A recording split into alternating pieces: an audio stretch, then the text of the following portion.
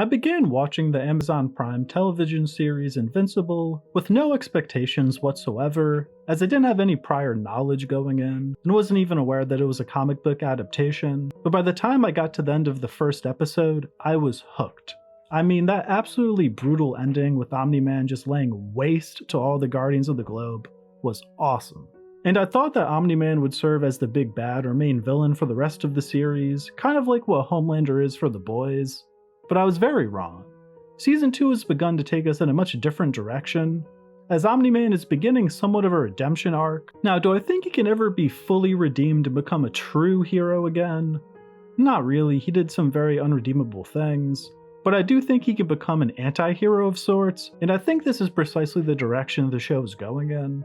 The show does a good job of towing the line between whether or not Omni-Man is purely evil for the first few episodes, as we aren't aware of why he brutally murdered the Guardians of the Globe, so we naturally want to unravel the mystery that is Omni-Man, and know why he would do this. Because he does continue his hero work after the fact, which seems to conflict with his hero-killing actions.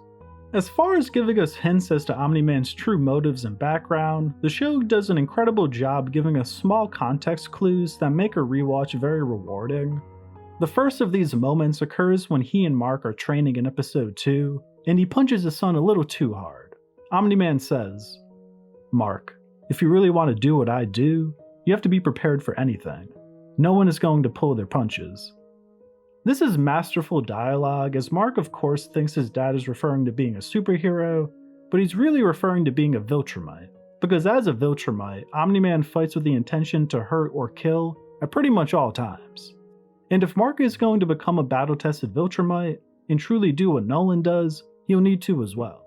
Later in the same episode, Mark essentially begs Omni-Man to punch him with all his might, because for as long as he can remember, all he's wanted to do is be like his dad. So he wants to prove that he can become as strong as Omni-Man.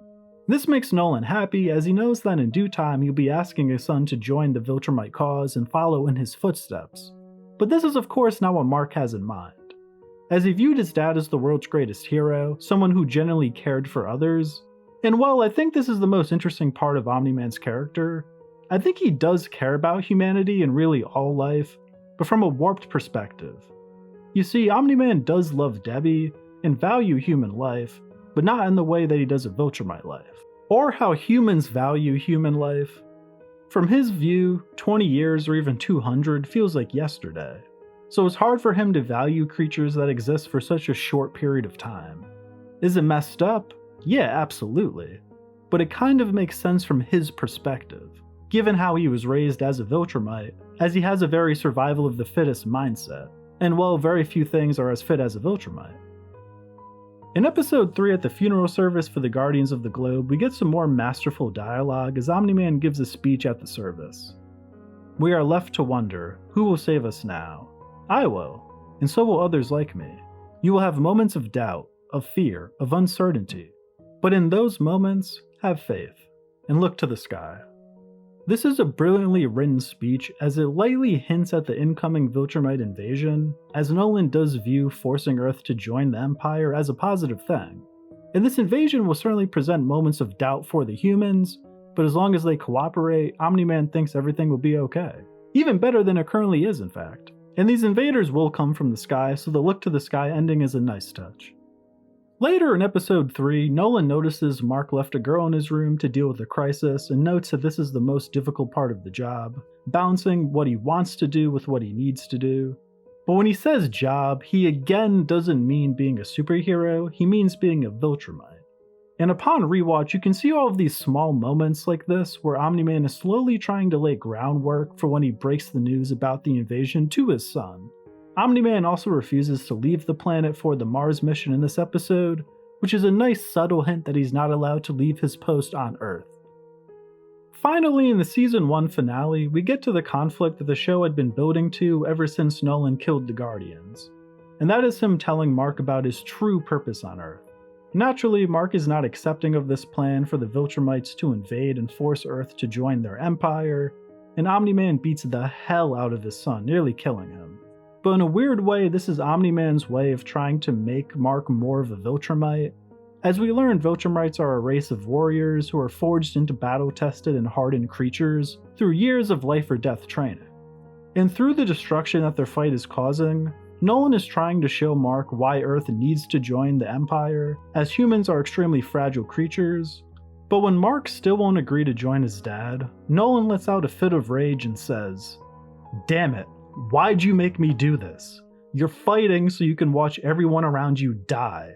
Think, Mark. You'll outlast every fragile, insignificant being on this planet. You'll live to see this world crumble to dust and blow away. Everyone and everything you know will be gone. What will you have after 500 years? To which his son simply replies, "You, Dad, I'd still have you." This brings tears to Omni-Man's eyes, and we see that despite Nolan's best efforts, his time on Earth with a loving wife and son has made him somewhat human. And he just can't bring himself to kill his son. So he commits the Viltrumite cardinal sin and leaves his post on Earth. And we see in Season 2 that Omni-Man thought his life and purpose was essentially over at this point, as he knew that if he was found by the Viltrumites, that he would be imprisoned and killed for abandoning his post, but yet he did it anyways, because he had truly developed an unbreakable love for his son. When Omni-Man encounters the Thraxans, he begins down a potential road to redemption, as he starts to develop a great care for their species and planet, despite the fact that they're fragile and weak compared to Viltrumites. So he lures Mark to the Thraxans' planet to help defend it from other Viltrumites, and when he sees dead Thraxans and the destruction caused by these invading Viltrumites, he grabs his son in a fit of rage and demands to know why he cares about these insects. And Mark simply tells him, "This is how you should have felt on Earth," which seems to finally hit home for Nolan. Now with Omni-Man being taken into custody, I'm very excited to see what is next for the character. I imagine a prison break will happen at some point, but even more so, I hope we get to see the character ponder upon what his son said to him, as I think we could really see some incredible character development here, as Omni-Man could go from one of the most despicable characters in the Invincible verse to perhaps his most complex, as he continues to become more human and less of a Viltrumite. Only time will tell, but I think Omni-Man is already a fascinating character study, who will only increase in complexity as the series goes on. Thank you for watching this breakdown of Omni-Man's character progression.